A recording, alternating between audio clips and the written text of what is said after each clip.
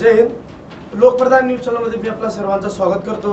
आज आपल्या सोबत डॉक्टर योगेश राठोड जे सोलापुरातील विविध हॉस्पिटलमध्ये अतिदक्षता विभाग प्रमुख म्हणून काम करतात आणि गेल्या वर्षभरापासून जेव्हापासून कोविडचा सुरुवात सोलापुरात झाला तेव्हापासून ते अत्यंत उत्तमरित्या काम करून या ठिकाणी एक वेगळा त्यांचं एक अस्तित्व निर्माण झालेलं आहे आणि त्यांना बऱ्याच काही कोविडचा बद्दल अनेक जे रुग्ण आजारी होते, काही रुग्ण सिरियस होते, त्यांच्या गोष्टीसाठी बऱ्याच काही महत्त्वाची माहिती त्यांच्याकडे आहे। आपण त्यांना जाणून घेण्यासाठी आज लोकप्रधानच्या स्टुडिओमध्ये बोललो। सर नमस्ते, मी सर्वप्रथम आपल्या सर्वांचं स्वागत करतो। सर आपण गेल्या वर्षभरापासून कोविडमध्ये काम करताय आणि सुरुवातीला अनेक प्रसंगांना आपल्याला सामोरं जावं लागलं, ते अनुभव कसा होता?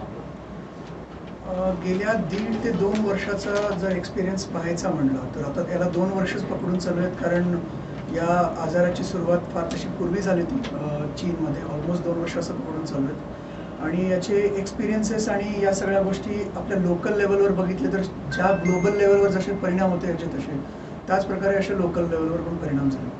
भरपूर लोकांना हा आजार झालेला आहे, भरपूर वेगळ्या वेगळ्या पद्धतीने याचे नुकसान आपल्यासमोर प्रेझेंट पण झालेले आहेत। सगळ्यात प्रायमरी गोष्ट म्हणताना लोकांच्या मनात जो हा विचार अजूनसुद्धा काही लोकांना असं वाटते कोरोना नावाचा काही प्रकार नाही आहे, त्यांच्यासाठी मला स्पेशली हेच म्हणायचं आहे की हा एकतर फार खराखुरा आणि फार प्रॉब्लेमॅटिक आजार आहे। याच्याबाबत सगळ्यांनी गंभीरपणे विचार करायला हवा। एखादंसुद्धा लक्षण जर वाटत असेल तुम्हाला की कोरोना संदर्भात असू शकतं तर त्यांनी या गोष्टीला फार सिरियसली घ्यायला हवं आणि याची काळजी घ्यायला हवी असं मला वाटतं। सर आजच एक रिपोर्ट आलेली आहे की 30 वर्षाच्या मुलाचा मृत्यू झालेला आहे। नेमका आतापर्यंत असा एक ग्रह होता की 60 वर्षापुढे लोकांना धोका आहे, आज 30 वर्षाचा एक माणूस ज्यांना आज कोरोनामुळे मृत्यू झालेला आहे, नेमका त्यांना काय म्हणजे अशा प्रकारे आजाराचा स्पीड एवढं फास्ट कसं काय होतं? या आजाराची एक स्पेसिफिक गोष्ट म्हणजे अशी आहे की जेवढा व्हायरल लोड जास्त, व्हायरल लोड म्हणजे काय, जेवढा व्हायरसचं अमाऊंट जास्त शरीरात जातं तेवढा जास्त डॅमेजिंग असते। मग आता वय हे प्रॉब्लेमॅटिक असू शकतं। काही ज्यांचं वय जास्त आहे, 60 वर्ष वय जास्त आहे, अशा लोकांना सोबत दुसरे आजार, डायबिटीज किंवा ब्लड प्रेशर किंवा दुसरे आणखी काही आजार असू शकतात, थायरॉइड रिलेटेड डिसऑर्डर किंवा लिव्हरचा आजार, किडनीचा आजार असं असू शकतात, त्या लोकांमध्ये प्रॉब्लेमॅटिक असू शकतं। पण एखादा जर रिलेटिव्हली यंग मनुष्य, त्याला जर हा आजार होतोय आणि व्हायरल लोड जर जास्त असेल, व्हायरल लोड म्हणताना व्हायरसचा पार्टिकल्स किंवा व्हायरस स्वतः त्याचे जर जास्त इफेक्ट असतील त्याच्यामध्ये, तर असा पेशंटसुद्धा दगावू शकतो। अशा पेशंटला सुद्धा एखादी ऑर्गन फेल्युअरची जी सिस्टीम आहे ती मल्टी ऑर्गन फेल्युअरमध्ये टर्न होऊन अशाही पेशंट खराब होऊ शकतो। किंवा एक आजार म्हणला जातो जो अशा गोष्टींमध्ये कल्मिनेट होतो, त्याला म्हणतात ARDS। ARDS म्हणताना पूर्ण लंग एकदम ऑक्युपाय केला जातो या आजाराच्या गोष्टींमुळे आणि पेशंटला श्वास घ्यायला किंवा पेशंटला ऑक्सिजनेट होण्यासाठी जागा राहत नाही आणि याच्यामुळे काय होतं तर हळूहळू एक ऑर्गन निकामी होऊ शकतं। हे लहान वयाच्या माणसांमध्ये सुद्धा होऊ शकतं आणि जास्त वयाच्या माणसांमध्ये जास्त कॉमनली होतं। तर म्हणूनच माझं एक्सपेक्टेशन एवढंच अजूनसुद्धा आहे की लोकांनी अजूनसुद्धा रेस्पायरेटरी एटिकेट्स म्हणताना स्वच्छता आणि मास्क वापरण्याकडे अजूनसुद्धा लक्ष द्यायला हवं। हा रोग वय बघून येत नाही। कोविडच्या पार्श्वभूमीवर लहान मुले व वयोवृद्ध यांनी कोणती काळजी घेतली पाहिजे? तसं पाहिलं तर लहान मुलांना या रोगाची सिव्हिरिटी फार कमी असते। लहान मुलं लवकर बाहेर पण येतात या आजारातून आणि त्यांना जास्त ट्रीटमेंट ही युजली लागत नाही। फक्त चांगलं ऑब्झर्वेशन आणि चांगलं रेस्ट आणि खाण्यापिण्याने हे पेशंट्स आणि थोड्याशा मिनिमल मेडिकेशनने हे पेशंट बाहेर बऱ्यापैकी येतात। वयोवृद्धांमध्ये मी जसं म्हणालो त्याप्रमाणे की दुसरे आजार असल्यामुळे या लोकांची इम्युनिटी किंवा रोगप्रतिकार क्षमता बऱ्यापैकी कमी झालेली असते आणि रोगप्रतिकार क्षमता कमी झाल्यामुळे या लोकांना या आजाराचे त्रास भरपूर होण्याचे चान्सेस असतात। तर मग आता या लोकांनी सुद्धा सोशल डिस्टन्सिंग जो अजूनसुद्धा नॉर्म पाळायला हवा तो पाळायलाच हवा आणि याची काळजी घ्यायला हवी की त्यांना एखादं जरी लक्षण असेल इमिजिएटली हॉस्पिटलमध्ये जा, ट्रीटमेंट घ्या, एखाद्या चांगल्या डॉक्टरकडून ट्रीटमेंट स्टार्ट करा आणि सोशल डिस्टन्सिंग, मास्क आणि स्वच्छता पाळण्याकडे लक्ष द्या। सर माझा पुढचा प्रश्न आहे की कोरोनाची कोणती लक्षणे आणि त्यावर उपाययोजना काय केली पाहिजे, लक्षणे कोणकोणती आहेत? तर या डिसीजची एक स्पेसिफिक गोष्ट म्हणजे हा डिसीज कसाही प्रेझेंट होऊ शकतो.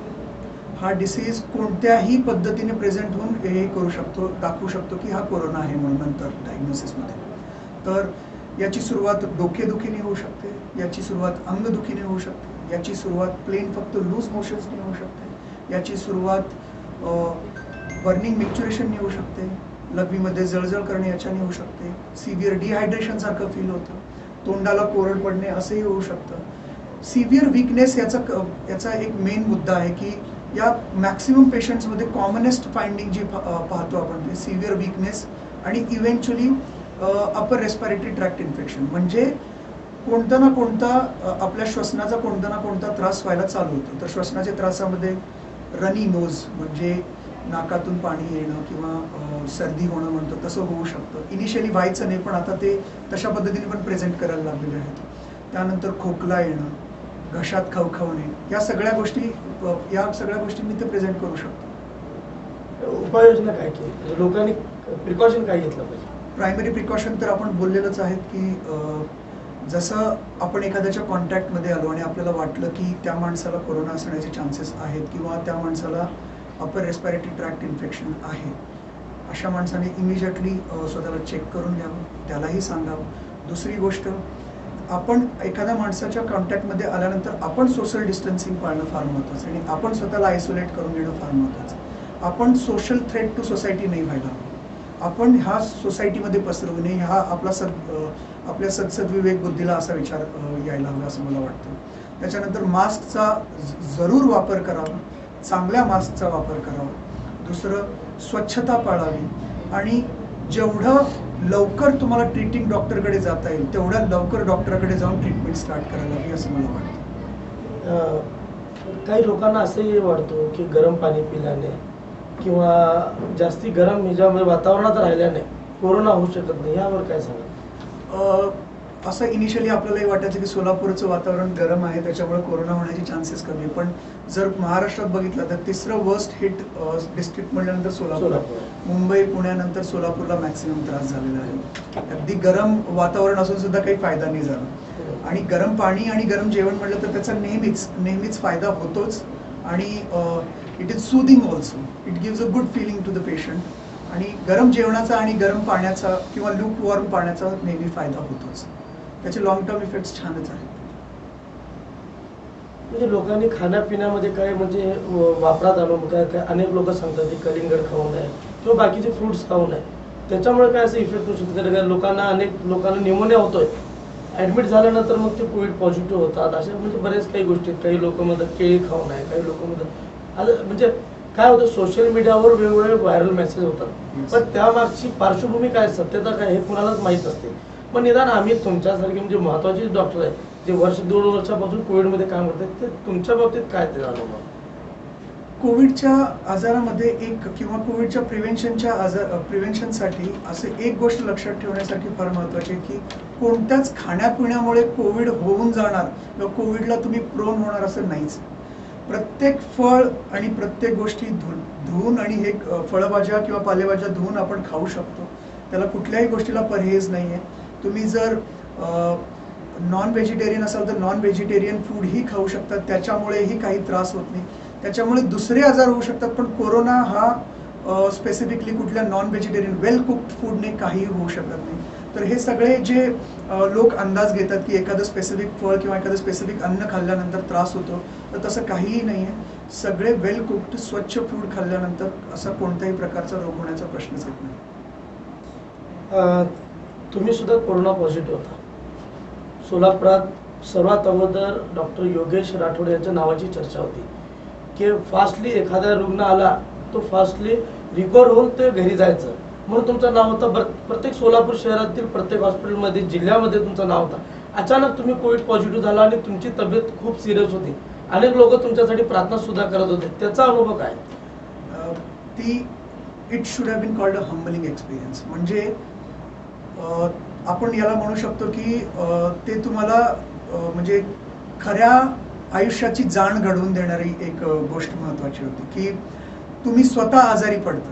तुम्ही इतके पेशंट्स ट्रीट केल्यानंतर तुम्ही स्वतः आजारी पडल्यानंतर तुम्हाला एक गोष्ट अशी कळून येते की हा फक्त त्रास पेशंटलाच होत नाही, पेशंटच्या फॅमिलीला, त्यांच्या पेशंटच्या फ्रेंड्सना आणि त्याच्या आजूबाजू राहणाऱ्या त्याच्यावर डिपेंड असणाऱ्या प्रत्येक लोकांना त्रास होतो. आणि पेशंट एकटाच सफर होत नसतो, याच्यामध्ये सगळेजण सफर होत असतात. आणि त्याच्यासोबत आता मी बिईंग अ डॉक्टर सुरुवातीला फक्त मीच ट्रीट करत होतो, त्यामुळे भरपूर अशी गोष्ट होती की मी जर आजारी पडलो आणि मी जर ट्रीट नाही करणार तर मग कोण करणार. त्याच्यानंतर भरपूर डॉक्टर्सनी ट्रीटमेंट वगैरे करायला चालू केली. माझ्या काही जिवलग मित्रांनी सगळी त्यांची प्रॅक्टिस सोडून, सगळं सोडून माझ्या कडेला बसून मला ट्रीट केलं. मला प्रत्येक गोष्टी जी लागू शकते, म्हणजे best of the best hospital जे मुंबई पुण्यात होऊ शकतं ती गोष्ट सोलापूरमध्ये करवली. आणि त्याचा एक्सपिरियन्स घेतल्यानंतर मला हे कळलं की ही गोष्ट माझ्यासारख्यासाठी होऊ शकते, तर ती प्रत्येक पेशंटसाठी सुद्धा व्हायला पाहिजे. आणि माझ्या एक्सपिरियन्समधून, माझ्या आजारामधून मला हे कळलं की मी ज्या गोष्टीमधून गेले, माझी एकच एक्सपेक्टेशन आहे की दुसरा कोणताच पेशंट याच्यातून नाही जायला हवं, त्याची कोणतीच फॅमिली अशी सफर नाही व्हायला पाहिजे. जर एखादा पेशंट बाहेर निघू शकतो तर त्याच्यासाठी आपण प्रत्येक गोष्ट करायला हवी आणि ती फास्ट करायला हवी, जशी माझ्यासाठी झाली होती, माझ्या मित्रांनी जशी केली. ही एक गोष्ट मला फार टच करून गेली आणि मी आज ती प्रॅक्टिसमध्ये आणतो. माझा आज पेशंट आणि पेशंटच्या नातेवाईकांबद्दल आज आणखी ओपन विचार असतो. त्यांना मी आणखी किती मदत करू शकतो हा विचार येतो माझ्या मनात. आणि मला त्यांची कंडिशन समजू शकते, कारण माझ्या फॅमिलीला मी त्यावेळी मी जेव्हा पाहिलं, when they were seeing me, ते मला बघत होते जेव्हा मी ICUच्या बेडवर झोपून होतो, तेव्हा मला हे असं कळून आलं की बाकीच्यांचे नातेवाईक कसे पाहत असतील त्यांचे. मी जेव्हा आजारी होतो त्यावेळेची परिस्थिती वेगळी होती आणि आता परिस्थिती बऱ्यापैकी वेगळी आहे. आपलं अंडरस्टँडिंग या आजाराबद्दल आता बऱ्यापैकी छान आहे. आपल्याला औषधं उपलब्ध आहेत, आपण झटकन इंटरव्हेन्शन करतो, ॲग्रेसिव्हली पेशंट्सना ट्रीट करतो, बऱ्यापैकी सुविधा स्कीम्स उपलब्ध आहेत, त्याच्याने पेशंट्सना भरपूर हेल्प होतो. तर आपण या सगळ्या संधीचा आणि डॉक्टर्सच्या एक्सपर्टीजचा हेल्प घ्यायला हवा. मी जेव्हा आजारी पडलो किंवा माझ्यासारखेच भरपूर पेशंट जेव्हा आजारी पडले त्यावेळी औषधही उपलब्ध नव्हते आणि लोकांना त्रासही भरपूर झाला. तर यावेळी आपण सुसज्ज आहोत आणि आपल्याकडे भरपूर सामग्री उपलब्ध आहेत, तर आपण या सगळ्या गोष्टींचा फायदा घ्यायला हवा. आता डॉक्टर म्हणत ज्या डॉक्टराला जवळ नाव पेशंट म्हणून येतो त्यावेळीची कशी म्हणजे मानसिकता होती तुमची? सगळेच घाबरतात, सगळेच घाबरून जातात, त्याच्यात मीही घाबरलो होतो आणि मलाही त्रास भरपूर झाला. भरपूर दिवस ICU मध्ये होतो. ICU मध्ये माझ्या मित्रांनी, माझ्या जिवलग मित्रांनी सगळं सोडून माझ्या कडेला बसून मला ट्रीटमेंट दिली. जसं मी दुसऱ्या पेशंट्सना करत होतो त्यांनी माझ्यासाठी केलं. तर याच्यामध्ये सगळ्यात इम्पॉर्टंट डॉक्टर म्हणजे डॉक्टर नील रोहित पैके. त्यांचं एक्सपर्टीज आणि त्यांची नेफ्रोलॉजिस्ट असून सुद्धा इम्युनॉलॉजीची प्रॅक्टिस अगदी छान. त्यांच्या नॉलेजचा भरपूर उपयोग सोलापूरला झालेला आहे. बऱ्यापैकी आजूबाजूचा डिस्ट्रिक्टचा ड्रेन सुद्धा इथे येतो आणि मी जेव्हा पेशंट म्हणून होतो त्यांच्या एक्सपर्टीजचा मला भरपूर हेल्प झाला होता. सध्या आपण बऱ्याच हॉस्पिटलमध्ये असतात, त्या हॉस्पिटलची काय परिस्थिती कोविड वॉर्डाची? आता सगळ्या हॉस्पिटल्समध्ये आता सध्या एकच प्रॉब्लेम जो चालू आहे तर बेड्सची अनुपलब्धता. आणि सगळे बेड्स आणि सगळे कोविड वॉर्ड्स ऑलमोस्ट फुल झालेले आहेत. आणि मला असं फक्त एकच म्हणजे सगळ्यांना एक अर्ज करायची होती, रिक्वेस्ट, की जे असिम्प्टोमॅटिक पेशंट्स आहेत किंवा ज्यांना जास्त सिम्पटम्स नाहीत अशा पेशंट्सनी इमिजिएटली ट्रीटमेंट घेऊन घरी जरी थांबलं, स्वतःची काळजी घेतली तर होऊ शकतात, ट्रीट होऊ शकतात. ज्यांना ॲक्च्युली या बेड्सची गरज आहे अशा पेशंट्सनीच ॲडमिट झालेलं की बरं आहे. आणि जे असिम्प्टोमॅटिक किंवा त्यांना फक्त थोडीच लक्षणं आहेत अशा पेशंट्सनी इमिजिएटली ट्रीटमेंट घेऊन लवकर डॉक्टर्सच्या कॉन्टॅक्टमध्ये राहून ट्रीटमेंट घेतलेली कधीही बरी. एक महत्त्वाचा प्रश्न असा आहे की सोलापुरात खूप मोठा सिव्हिल हॉस्पिटल आहे, प्रत्येक जिल्ह्यामध्ये असतो, आपल्या सोलापुरात आहे. अनेक वर्षापासून लोक सिव्हिलचं नाव घेतलं तर घाबरतात. आता सुद्धा सिव्हिलमध्ये कोविडचा उपचार होता, अनेक पेशंट बरे होऊन येतात, बरेच नगरसेवक होते, बरेच मोठमोठे नेते सुद्धा होते. हे सिव्हिलची भीती लोकांच्या मनामध्ये, त्यावर काय सांगायला? या पॅन्डेमिकच्या काळात सिव्हिल हॉस्पिटलने एकदम उत्तमपणे काम केलेलं आहे. कुठल्याही पेशंटला डिनाय केलेलं नाही आहे, कुठल्याही पेशंटला उपचार देऊ शकले नाहीत असं नाही केलेलं आहे. तर त्यांच्याकडे जर हॉस्पिटलचे बेड्स फुल झाले तर त्यांनी इतर प्रायव्हेट हॉस्पिटल्सला तसा पेशंट रेफर केलेला आहे. बाहेरच्या डॉक्टर्सना इन्व्हॉल्व केलेलं आहे, प्रायव्हेट डॉक्टर्सनी सिव्हिलमध्ये मदत केलेली आहे. या काळात आपल्याला एक गोष्ट कळून आली की डॉक्टर फ्रॅटर्निटी भले ती गव्हर्नमेंटमध्ये काम करत असो किंवा प्रायव्हेट हॉस्पिटलमध्ये काम करत असो, त्यांनी मिळून जे छान काम केलेलं आहे या 1.5-2 वर्षामध्ये ते खरंच वाखाणण्याजोगं आहे. आणि सिव्हिल हॉस्पिटल ॲक्च्युली इतकं छान काम केलेलं आहे सिव्हिल हॉस्पिटलने, तिकडच्या डॉक्टरांनी किंवा बाकीच्या प्रायव्हेट डॉक्टर्सना मदत करण्यात, एखादी गोष्ट प्रोक्युअर करण्यात किंवा ट्रीटमेंटबद्दल प्रोटोकॉल समजून देण्यात, वेळोवेळी मीटिंग्स अरेंज केलेल्या आहेत. ॲडमिनिस्ट्रेशनने सुद्धा हेल्प केलेली आहे. ॲडमिनिस्ट्रेशनमधले भरपूर लोक, ॲक्च्युली मी नाव नाही घ्यायला हवं, पण ॲडमिनिस्ट्रेशनमधल्या भरपूर लोकांनी ॲक्च्युली सिव्हिल हॉस्पिटलसोबत प्रायव्हेट हॉस्पिटलसोबत मिळून इतकं छान काम केलेलं आहे की त्यामुळे सोलापूरला त्याला भरपूर फायदा झालेला आहे. सोलापूरला मागे 2020च्या वर्षामध्ये ज्याप्रमाणे कोरोना पसरत होता, आता आपण पाहिलं आहे की या मार्च नंतर आता एप्रिलची 4 तारीख आहे, अजूनही वाढतच आहे. आता या 4 दिवसाचे जर आकडेवारी पाहिले तर साधारण 3000 पेशंट सोलापूर जिल्ह्यात, शहर आणि जिल्ह्यात सापडले. याचं नेमकं कारण काय? आपल्याकडे कोरोना एक्झॅक्टली पहिली जी लाट होती ती एक्झॅक्टली 3 ते 4 महिन्यानंतर दिसायला चालू झाली. जसं ग्लोबली चालू झाली त्याच्यानंतर 3-4 महिन्यांनी आपल्याकडे आली. तर तसाच प्रकार काही 4 महिन्यापूर्वी जर आपण चेक केला तर UK मध्ये म्हणजे इंग्लंडमध्ये आणि काही मिडल ईस्टर्न कंट्रीजमध्ये भरपूर तसं आपल्याला दिसलं. दुबईमध्येही भरपूर या आजाराने थैमान मांडला होता. तर तसं पाहिलं आणि एक्झॅक्टली आता 3-4 महिन्यांनी अशीच गोष्ट म्हणजे दुसरी लाट आपल्याकडे आली. ही दुसरी लाट कशामुळे येते तर पहिल्या लाटेमध्ये जेवढे लोक आजारी पडले त्या लोकांच्या शरीरात जी ही रोगप्रतिकार क्षमता किंवा अँटीबॉडीज निर्माण झाले ते ओव्हर 2 to 3 months फेड होऊन जातात आणि अशा लोकांना परत कोरोना होण्याचे चान्सेस असतात. आणि अशा वेळी ते आपण असं म्हणू शकतो की सबक्लिनिकल इन्फेक्शन म्हणजे कमी त्रासाचा आजार होऊ शकतो. पण ज्या मागच्या वेळी ज्यांना झालेला नाही अशा लोकांना तो जास्त प्रॉब्लेमॅटिक किंवा जास्त सिव्हिअर पद्धतीने होऊ शकतो. ही दुसरी लाट ही सुद्धा धोकादायक आहे आणि याच्यानेही भरपूर पेशंट्सना आणि यांना त्रास होणार आहे.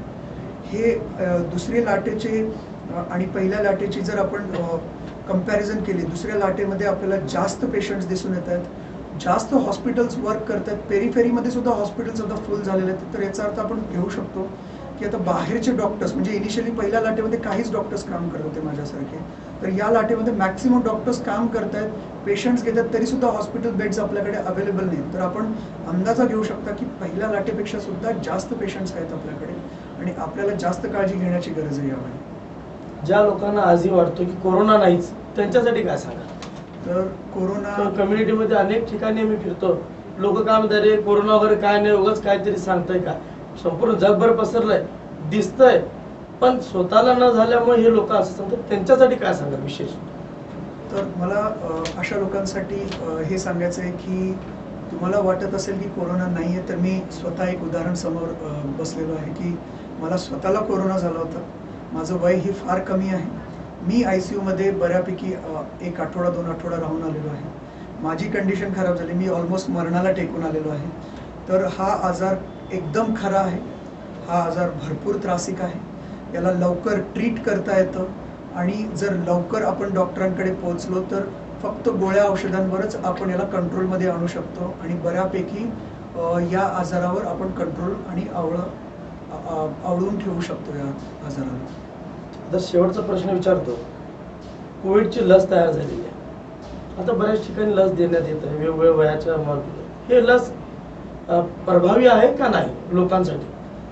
तर आता इंटरनॅशनली आणि इंडियामध्ये भरपूर प्रकारच्या लस अवेलेबल आहेत.